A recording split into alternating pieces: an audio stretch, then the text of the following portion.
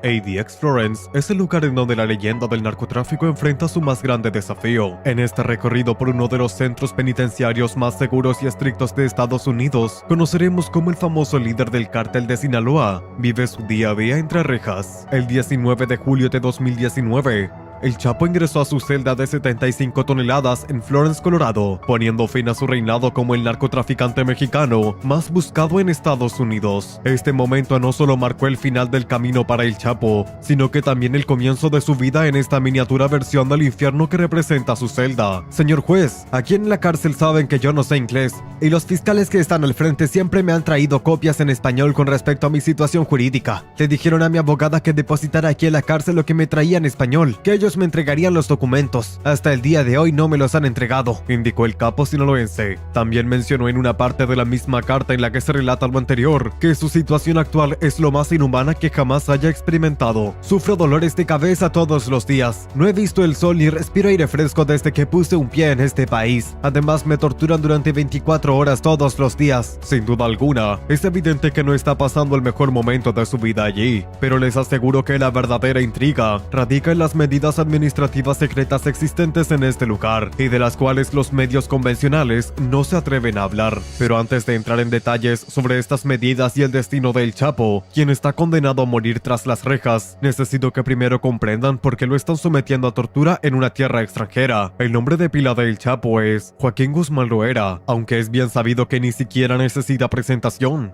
Desde los años 90, el Chapo fue uno de los mayores narcotraficantes de todos los tiempos. Después de Pablo Escobar, por supuesto, estos dos infames narcotraficantes dominaron el tráfico de narcóticos en diferentes épocas. Escobar era un capo más carismático, que no rehuía de los medios, pero el Chapo era un poco más astuto operando en las sombras en México. Su imperio de cárteles recaudó más de 3,000 millones al año. Fue el cofundador del infame cártel de Guadalajara. Sin embargo, después de la muerte del agente de la DEA, Enrique Camarena Salazar, a manos de sicarios mexicanos, el Chapo inició el caos para ascender de rango dentro del cártel que llevó a Félix Gallardo a la cima durante la cumbre de las principales capos de la droga en México. En ese momento el miedo se apoderaba de todos al nombrar a El Chapo e Ismael El Mayo Zambada. Sin embargo, más adelante se orquestaron dos de las fugas de la prisión más alucinantes del siglo XXI. Escapar significaba abrirse capa tras capa dentro de los muros impenetrables y un ejército de guardias que superan en número a los reclusos casi 2-1.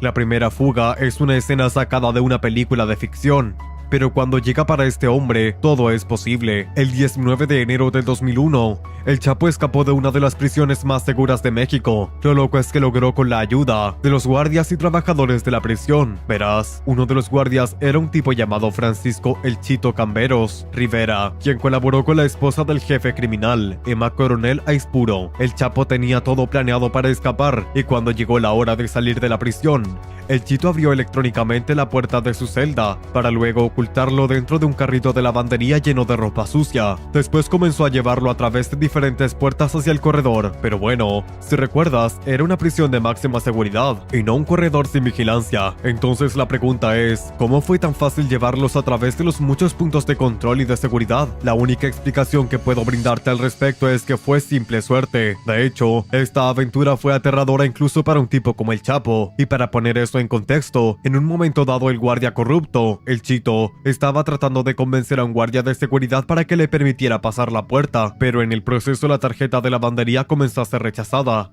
¿Puedes imaginar los aterradores momentos que el Chapo experimentó? Imagina la ansiedad y frustración que sentiría cualquiera en una situación en la que su muy meticuloso plan se viniera abajo incluso después de haber progresado tanto. Por suerte o por desgracia, la madre naturaleza estaba de su lado ese día. Verás, por circunstancias del destino, el carrito se averió, por lo que el Chito pudo trasladarlo para su reparación. Solo que en lugar de eso lo llevó rápidamente al estacionamiento, lugar en donde transportaron al infame criminal fuera de la ciudad en auto. Evidentemente, el Chapo no fue el pionero de las fugas de prisión, y aunque ya era buscado en Estados Unidos, había pocas posibilidades de su extradición. El 22 de febrero del 2014, las autoridades mexicanas arrestaron detuvieron a Guzmán en un hotel frente a la playa en Mazatlán, luego de una operación de la Armada de México con inteligencia conjunta de la DEA y el Servicio Marshal de Estados Unidos. La operación que condujo su captura comenzó a las 3:45 am, cuando 10 camionetas de la Armada de México, que transportaban a más de 65 infantes de marina, se dirigieron al resort. Agentes federales mexicanos y estadounidenses tenían la información de que el narco había estado en el lugar durante al menos 2 días y que estaba en un condominio en el cuarto piso en la habitación 401. Cuando las autoridades mexicanas llegaron al lugar, rápidamente sometieron a Carlos Manuel Jo Ramírez, uno de los guardaespaldas de Guzmán. Antes de dirigirse silenciosamente al cuarto piso por ascensores y escaleras, una vez que llegaron a la puerta principal de Guzmán, entraron e irrumpieron 2 habitaciones. En una estaba Guzmán acostado en la cama con su esposa. Lo acusaron de narcotráfico, ya que no podía ser acusado de otros delitos más de una vez. Posteriormente lo enviaron al Centro Federal de Readaptación Social número 1, lugar en donde Joaquín Guzmán Loera orquestó una segunda fuga carcelaria que ridiculizó por completo al gobierno mexicano, lo cual también ocasionó la burla de la estructura penitenciaria.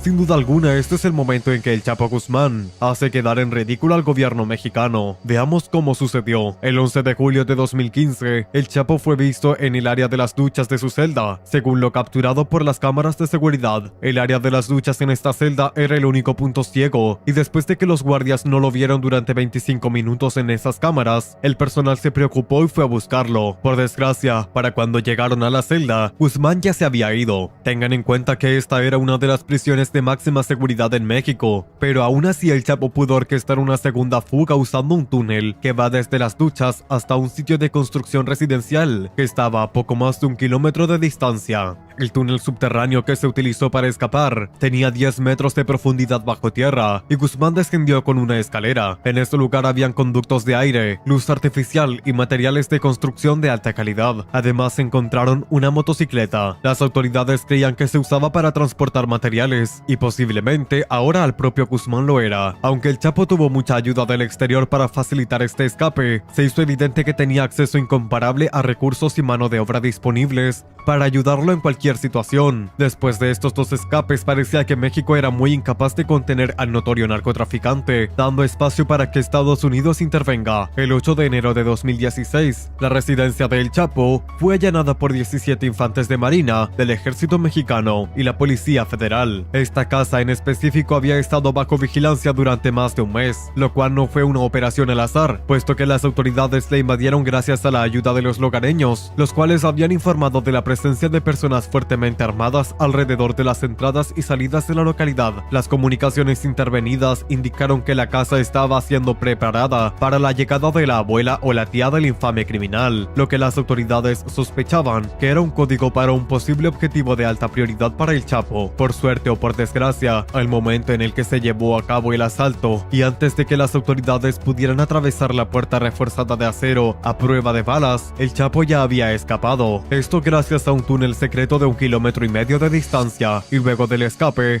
robó un automóvil civil a punta de pistola. Después de esto se emitió una alerta estatal por el vehículo robado, y la Policía Federal logró encontrarlo y lo recuperó a unos 20 kilómetros al sur de Los Mochis, cerca del pueblo llamado Juan José Ríos. En el punto de arresto, el Chapo hizo un último intento desesperado de sobornar a los oficiales con algunas propiedades en efectivo, incluso ofreció trabajos, pero las autoridades ya estaban hartas. Ya se había acabado el juego para Guzmán Loera, el hombre más buscado en Chicago, San Diego, Nueva York, New Hampshire, Miami y Texas, además de tener acusaciones en al menos 7 tribunales federales de Estados Unidos diferentes. Un requisito crítico para la extradición era que Estados Unidos garantizara que no sentenciaran a muerte a Guzmán si fuera encontrado culpable de cargos de homicidio, pero para alguien como el Chapo recibir la pena de muerte ciertamente habría sido un veredicto mucho mejor del que finalmente obtuvo. El 17 de enero de 2017, el Chapo fue extraditado a los Estados Unidos y entregado a la DEA. Desde el momento en que pisó suelo estadounidense, se podía ver el terror en sus ojos. Sabía que sin lugar a dudas que este podría haber sido el final del camino para él. Fue declarado culpable de todos los cargos que se le adjudicaba y sentenciado el 17 de de julio de 2019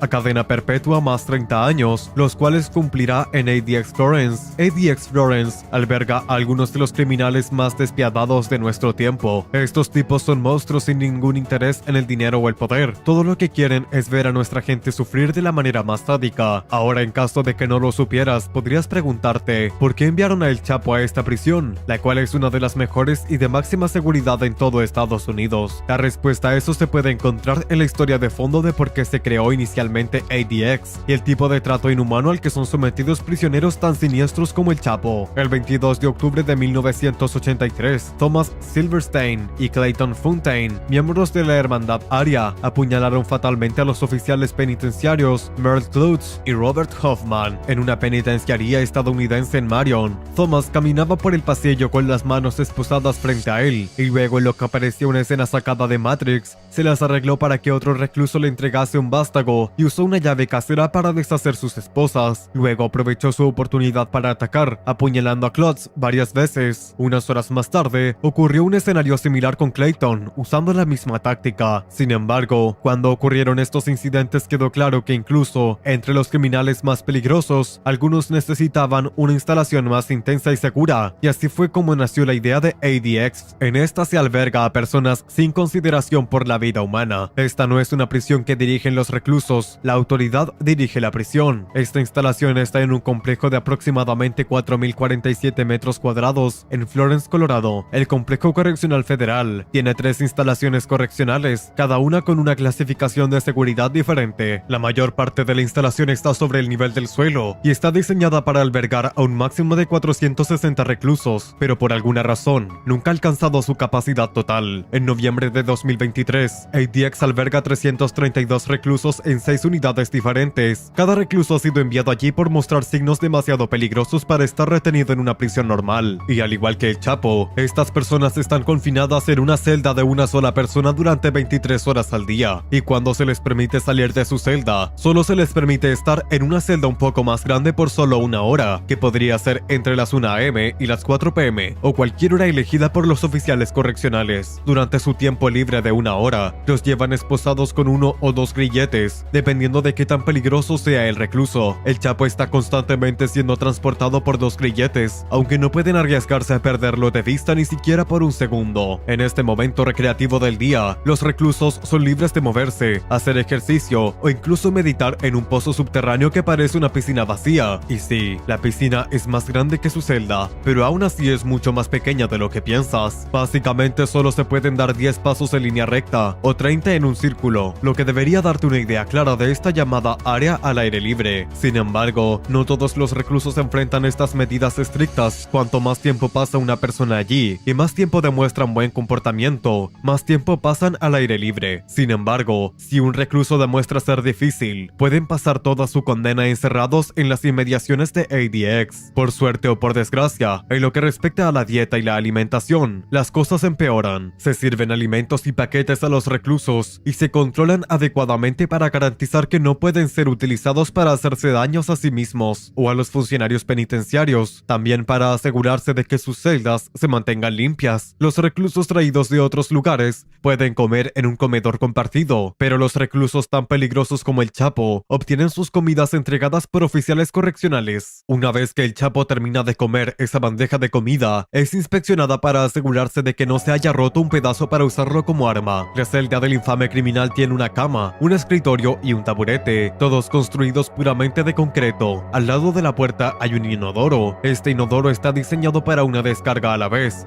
lo que significa que no hay manijas. Su celda es una de las pocas que tienen ducha dentro, y esta ducha tiene un temporizador programado. Hay un pequeño lavabo también, el cual, como ya habrás imaginado, tampoco tiene un grifo, pues poner uno podría ser potencialmente peligroso. Algunas celdas tienen espejos de acero atornillados a las paredes y otras tienen televisores. El Chapo en particular tiene un lindo televisor de 13 pulgadas. Sin embargo, los programas son monitoreados. En realidad, solo puede ver programas recreativos, educativos y contenido religioso. También le han dado algunos libros y revistas por si desea leer, pero dudo mucho que haya alguna lectura entretenida. Lo siguiente a considerar es la pared de la celda. A diferencia de otros lugares, el ADX solo tiene una ventana de 4x4. Las ventanas están diseñadas para impedir que los reclusos conozcan su ubicación particular dentro del complejo, por lo que para un un recluso como el Chapo, es casi imposible orquestar algún tipo de fuga, ya que esto es imposible cuando él o las personas de afuera realmente no tienen ni idea de su ubicación exacta en ese momento. Fuera de la celda hay una multitud de cámaras detectoras de movimiento y 1400 puertas de acero controladas remotamente. Los guardias en el centro de control vigilan a los reclusos las 24 horas del día. También tiene lo que se conoce como un botón de pánico, que es básicamente el único botón rojo que se cierra inmediatamente cada puerta del lugar. Además de eso, hay almohadillas de presión y cercas de alambre de púas 12T que rodean el perímetro y las cuales son patrulladas por oficiales fuertemente armados. Y si logras pasar por todo eso, hay 12 torres de armas diferentes listas para acabar con cualquier enemigo. Esta descripción es la peor posible para el Chapo, es decir, en este punto la idea de escapar debería ser aterradora. Además, ¿a cuántos hombres tendría que pagar o cuántos guardias de seguridad tendría que pasar por alto para simplemente salir de ese lugar? Pero, por muy duro que parezca, hay algunas cosas más que hacen de este lugar aún más horrible. Verás, ADX Florence tiene reclusos en 6 niveles de seguridad diferentes. Uno de los niveles es la unidad de población general, y debajo de ese hay un pabellón conocido simplemente como H, el cual es una unidad donde guardaban al Chapo, quien está siendo vigilado todo el tiempo, y según sus abogados no puede dormir nada, debido al acoso constante de estos oficiales. Además, no dejan que su familia pueda ir a visitarlo para así evitar cualquier tipo de intercambio. Por increíble que pueda parecer, un criminal de tan alto perfil como el Chapo no es la persona más peligrosa dentro de las inmediaciones de ADX Florence. De hecho, hay una unidad conocida como Rango 13. Ese lugar es para aquellos que necesitan el control más duro y para criaturas que están clasificadas como animales despiadados que pueden llevar a cabo asesinatos horrendos sin remordimiento alguno. Para algunos, es una locura que el Chapo no esté ahí abajo como otros perfiles de renombre que quizás conozcas como Ramzi Youssef, nacido en Pakistán. Fue condenado en 1994 por conspiración terrorista y otros cargos en relación con el atentado contra el World Trade Center 93, que mató a 6 personas e hirió a más de 1000 en 1996. Youssef también fue condenado por planear el proyecto Bonjika, un complot frustrado concebido por el alto miembro de Al-Qaeda, Khalid Muhammad,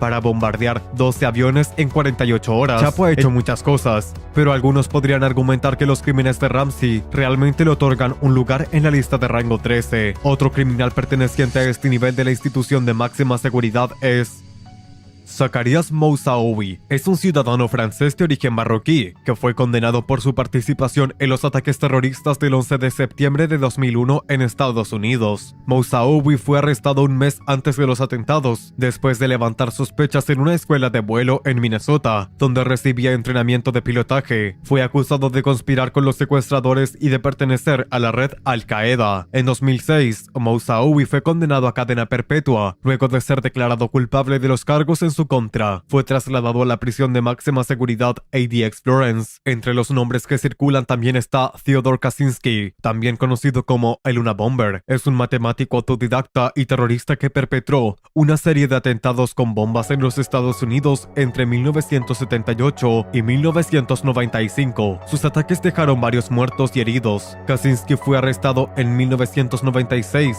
tras la publicación de su manifiesto, el cual fue identificado por su hermano, quien alertó a las autoridades. Kaczynski fue condenado a cadena perpetua sin posibilidad de libertad condicional por asesinato, terrorismo y otros cargos relacionados con sus actividades terroristas. Después de su condena, fue trasladado a la prisión de máxima seguridad de ADX Florence. Otro recluso de este infierno es Thomas Silverstein, uno de los 2 hombres detrás de la idea de la Oficina Federal de Prisiones de construir el ADX Florence. En este punto, una cosa es segura: todos los que aquí son recluidos son unos monstruos. Cambiando un poco el enfoque, también es evidente que no hay absolutamente ninguna manera de que el Chapo pueda idear un plan para escapar de ADX, a pesar de que existe un pequeño vacío legal que podría aprovechar para recuperar su libertad. En enero de 2022, la condena del Chapo fue confirmada por un segundo tribunal de circuito de los Estados Unidos, después de que los abogados intentaron articular una historia de mala conducta del jurado, reportada 8 días después de su condena de 2019. Ahora hay una historia que alega que los jurados estuvieron expuestos supuestos de información que no fue admitida como prueba en el juicio, incluidas las afirmaciones de un testigo que cooperó y declaró que el Chapo drogó y abusó de niñas menores de edad, acusaciones falsas que luego se aprovecharon como una brecha legal que le dio al equipo de defensa del Chapo una ventaja para manchar al jurado. La defensa afirmó que su condena forma parte de un juicio nulo, pero, por suerte o por desgracia, el tribunal no se creyó esta historia inventada y confirmó su condena. Sin embargo, en un intento desesperado por sacar al Chapo de este lugar, se les ocurrió una nueva estrategia. Para este punto, el Chapo está cumpliendo con su mejor comportamiento en la historia. 2 unidades dentro del ADX permiten a los reclusos caminar libremente, interactuando con otros en su rango. Sin embargo, esta unidad solo está abierta a reclusos que han demostrado buen comportamiento durante un cierto periodo de tiempo, y si continúan mostrando este buen comportamiento, entonces hay una verdadera oportunidad. Hay muchas posibilidades de que puedan ser transferidos de ADX a una prisión menor en los Estados Unidos, por lo que si el Chapo de alguna manera logra salir a una prisión menor, entonces podría lograr una de sus clásicas fugas de prisión. Otra forma de salir de ADX es explotando la ley y las críticas sobre problemas de salud mental, a pesar de las estrictas medidas implementadas hasta ahora para evitar que nadie salga de ADX. Muchos asesinatos han ocurrido dentro de este lugar debido a crisis mentales. El 21 de abril de 2005, 2 reclusos, Silvestre Rivera y Richard Santiago, fueron grabados golpeando brutalmente y hasta la muerte a un mafioso mexicano de alto perfil, Manuel Torres, dentro del centro penitenciario. Ahora imagínense que los criminales en ADX siguen cometiendo asesinatos. El siguiente paso lógico era que los condenaran a muerte y los colocaran en el corredor de la muerte, pero por alguna razón desconocida permanecieron encarcelados en ADX. Aparte de este incidente, ha habido un total de 8 suicidios dentro de este lugar, y eso se basa en el hecho de que las condiciones en ADX Experience son demasiado duras para sus reclusos. Quiero decir, son criminales, pero todavía tienen derechos humanos y, además, hay algunos reclusos que no han cometido crímenes tan brutales como el Chapo o Ramzi Youssef.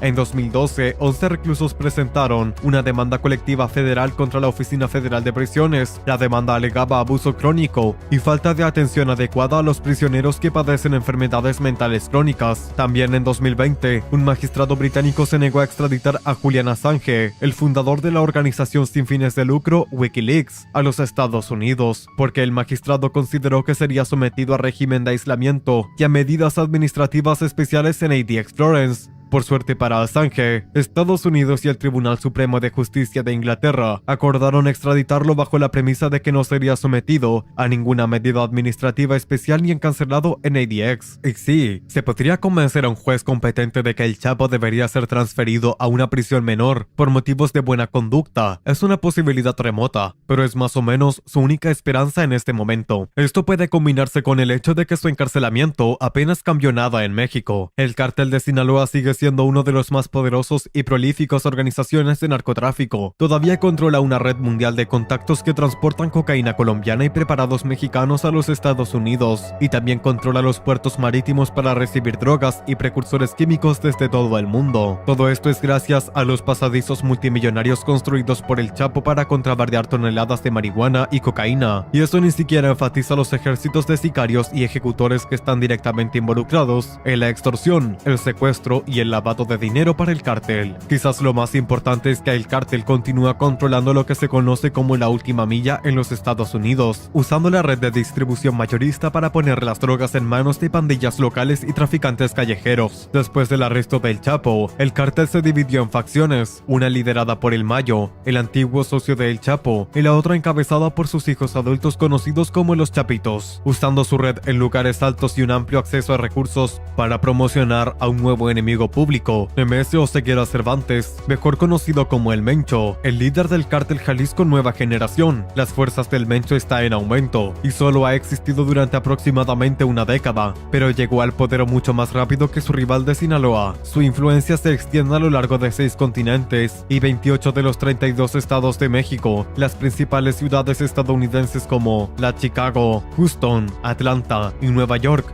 se ven afectadas por el yugo del CJNG. Mientras que los secuaces del Mencho cometen horrendos actos de violencia y luchan contra sus rivales, en México están pintando a Guzmán como un héroe y al Mencho como un villano. Sí, ambos son narcotraficantes, pero el Chapo es visto como un pícaro encantador, un hombre fiel a sí mismo que pasó de la pobreza abyecta a figurar en la lista de multimillonarios de Forbes. De hecho, aún sigue siendo visto como un Robin Hood moderno al que se le atribuye la construcción de iglesias, al pavimentar carreteras e inyectar dinero en efectivo a la economía local, razones por las cuales lo alaba el público. Él es el forajido del pueblo, un Tony Montana de la vida real, un tipo malo, claro, pero al menos tenía las agallas para hacerlo. Al desviar la mirada pública hacia el Mencho y el CJNG, el equipo de defensa del Chapo podría hacer un poco de magia legal. En este momento el Chapo pasa principalmente su tiempo mirando televisión por cable, escribiendo cartas a su madre, hermanas y a sus hijas gemelas, los pocos miembros de la familia con los que se le permite contactar. El presidente de México, Obrador, quien tiene un historial de ponerse del lado de la organización del Chapo, dijo que consideraría la solicitud del infame criminal de regresar de los Estados Unidos para completar su sentencia, esto por motivos humanitarios, alegando el tormento psicológico que está atravesando en ADX, aunque no está claro si México tiene el poder para hacerlo, pero es bastante obvio que Estados Unidos definitivamente no enviará a El Chapo a México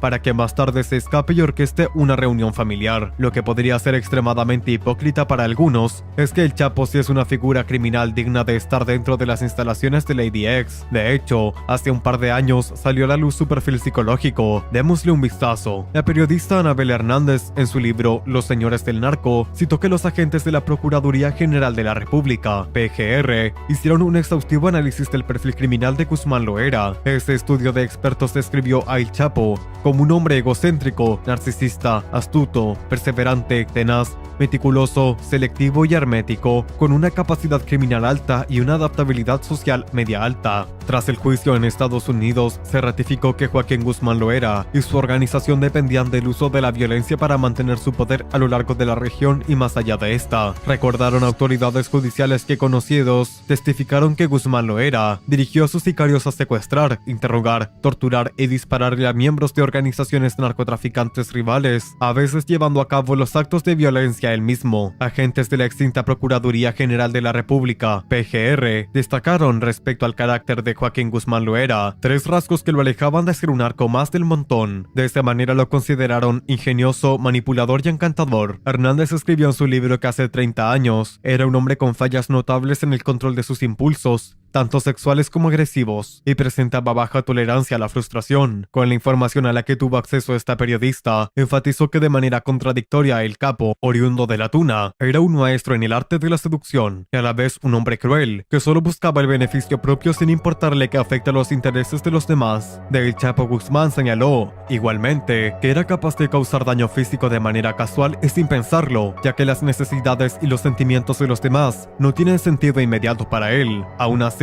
y teniendo lo anterior en cuenta, la pregunta sigue siendo la misma. ¿Merece un sociópata ser tratado con respeto en prisión? Por un lado, se puede argumentar que todas las personas, independientemente de sus acciones pasadas, merecen un trato humano en prisión, ya que son seres humanos con derechos y dignidad. Por otro lado, algunos podrían argumentar que aquellos que han cometido crímenes graves, especialmente si han causado un gran daño a otros, no merecen ciertos derechos o privilegios debido a sus acciones. Para abordar esta cuestión, es importante considerar varios aspectos. En primer lugar, es importante reconocer que todas las personas, incluidos los sociópatas, tienen derechos fundamentales que deben ser respetados, independientemente de sus acciones pasadas. Estos derechos incluyen el derecho a un trato humano, a la asistencia médica, a la seguridad, a la alimentación adecuada y a condiciones de vida dignas. Además, es importante recordar que las prisiones tienen como objetivo principal la rehabilitación y la reinserción social de los presos, aunque esta meta a menudo se ve obstaculizada por la falta de recursos y programas efectivos en las prisiones. Es fundamental reconocer que todos los presos, incluidos los sociópatas, tienen el potencial de cambiar y de ser reintegrados en la sociedad de manera segura y productiva. Por lo tanto,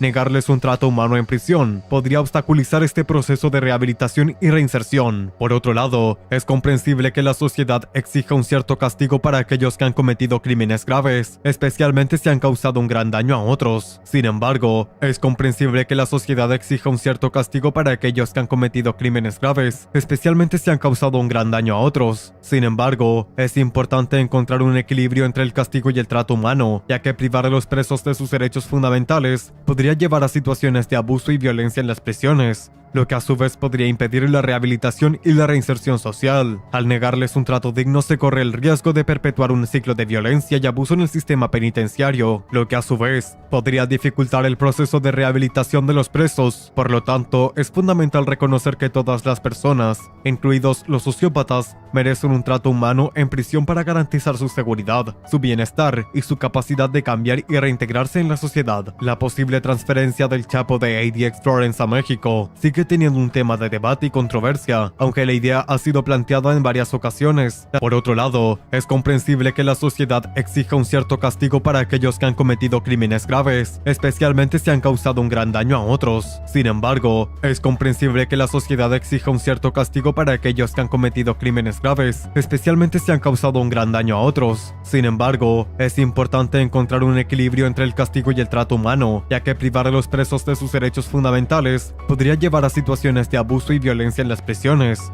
lo que a su vez podría impedir la rehabilitación y la reinserción social. Al negarles un trato digno, se corre el riesgo de perpetuar un ciclo de violencia y abuso en el sistema penitenciario, lo que a su vez podría dificultar el proceso de rehabilitación de los presos. Por lo tanto, es fundamental reconocer que todas las personas, incluidos los sociópatas, merecen un trato humano en prisión para garantizar su seguridad, su bienestar y su capacidad de cambiar y reintegrarse en la sociedad. La posible transferencia del Chapo de ADX Florence a México sigue teniendo un tema de debate y controversia, aunque la idea ha sido planteada en varias ocasiones. Las autoridades estadounidenses han expresado su preocupación por la posibilidad de que escape o siga operando su red criminal desde México. Mientras tanto, en México se han presentado solicitudes para que el Chapo cumpla su condena en su país natal. A medida que este asunto continúa desarrollándose, el futuro del Chapo y su posible traslado de ADX Florence a México sigue siendo incierto.